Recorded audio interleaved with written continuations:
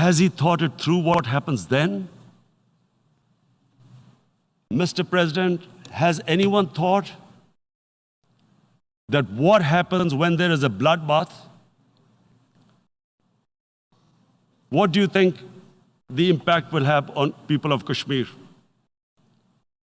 What do you think they will think? The way they have been boxed in their houses, treated like worse than animals, no rights. Thousands of all the political leadership has been arrested, taken out of Kashmir. Even those Kashmiri leaders who were pro-India have been taken out.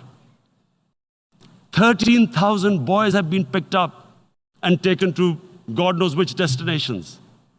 So what do they think?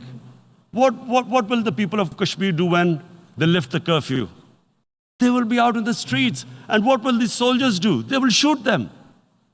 They've already used pellet guns, blinded young boys. In the last 6 years, the 5 years, the oppression that has gone on in Kashmir. And so, Kashmiris will be further radicalized. Mr. President, there will be another Pulwama. And guess what? India will blame us. They're already blaming us. They're saying all this is happening because of Pakistan.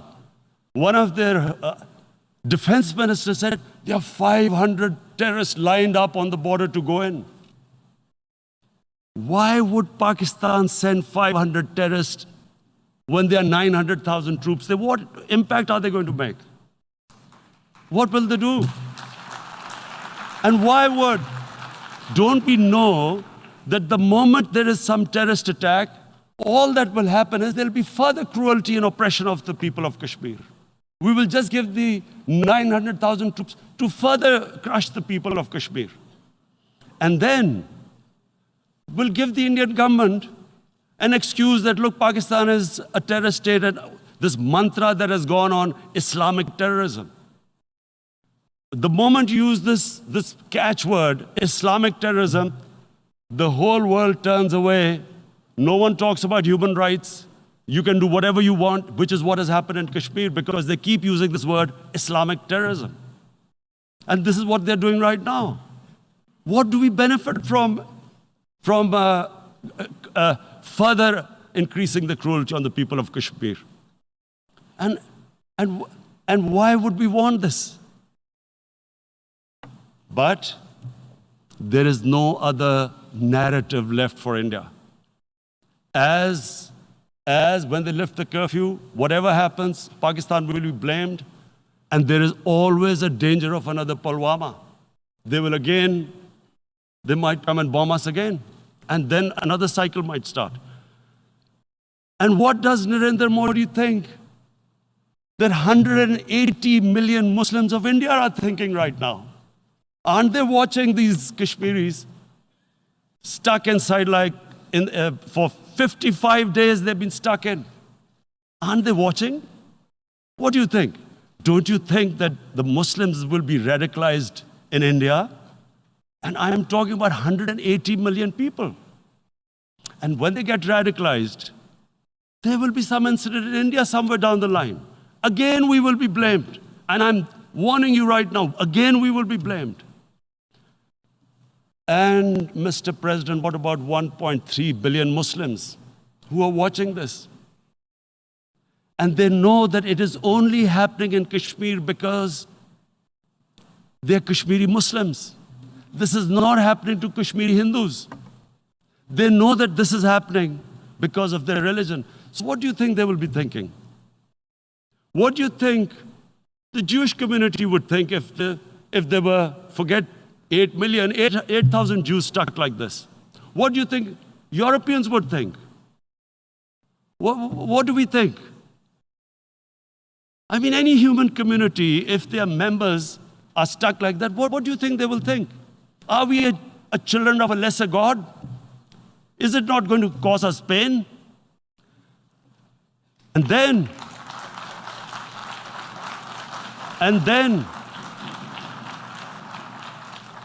I'll tell you what will happen. People will, in the 1.3 billion Muslims, someone will pick up arms.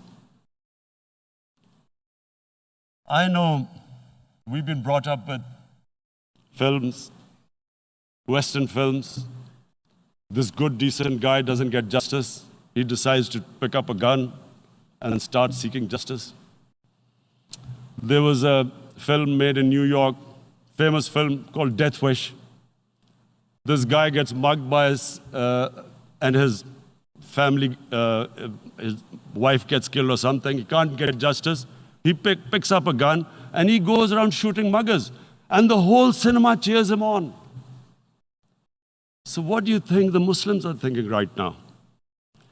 If there is a bloodbath, there will be Muslims becoming radicals, not because of Islam, but because of what they will see, that there's no justice when it comes to Muslims.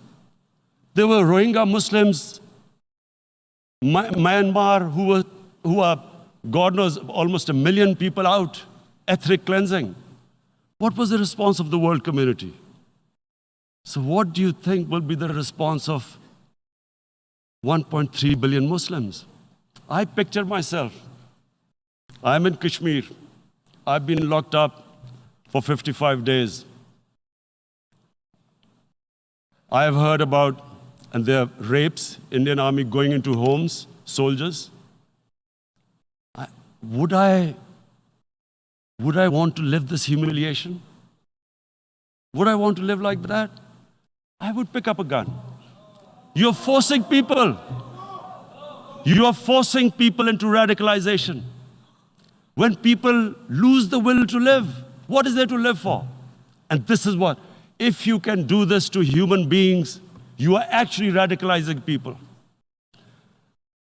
And so, Mr. President, I want to repeat here, this is one of the most critical times. There will be a reaction to this. Pakistan will be blamed. 2 nuclear-armed countries will come face to face like we came in February. And before we head in that direction, the United Nations has a responsibility. This is why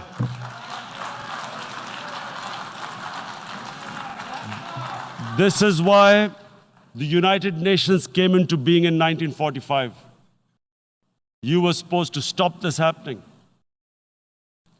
I feel we are back to 1939, Munich. Czechoslovakia has been taken, annexed. What is the world community going to do?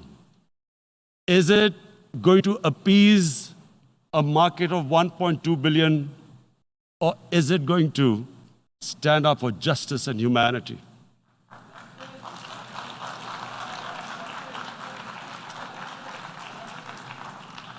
If this goes wrong, you hope for the best, but be prepared for the worst. If a conventional war starts between the 2 countries, Mr. President, if a conventional war starts, and anything could happen, but supposing a country 7 times smaller than its neighbor is faced with the choice, either you surrender or you fight for your freedom till death, what will we do? I ask myself this question. And my belief is, La ilaha illallah, there is no God but one. And we will fight. And when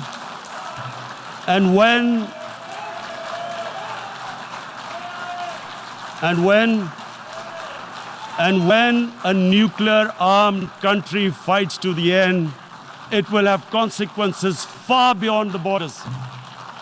It will have consequences for the world, which is why I repeat I'm here. Because I'm warning you, it's not a threat. It's a fair worry that where are we headed? And I've come here to tell the UN, you've got to, this is a test for the United Nations. You are the one who guaranteed the people of Kashmir the right of self-determination. They are suffering because of that. And this is the time. This is the time not to appease like in 1939 appeasement took place. This is the time to take action.